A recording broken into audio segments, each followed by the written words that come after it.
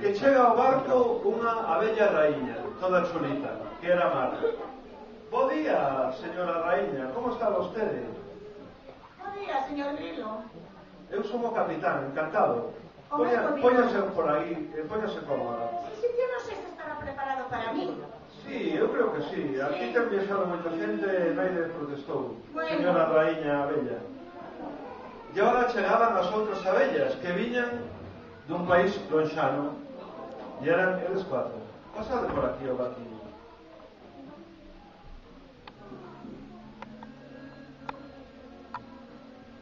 Bo día, abelliñas. Poñédonos cómodas por aí. Bo día. Estades no barquinho, este barquinho de Cartucci.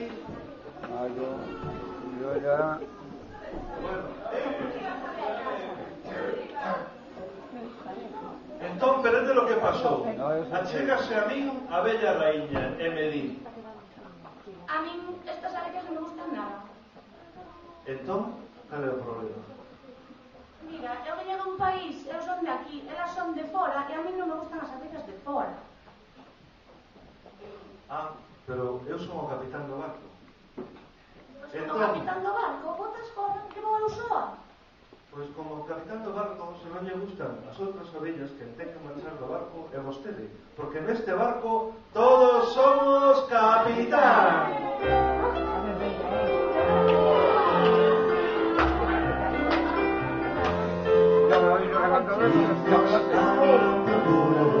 Traemos luas de papel, llevamos a chueva nosotros, comendo ainda atardecer.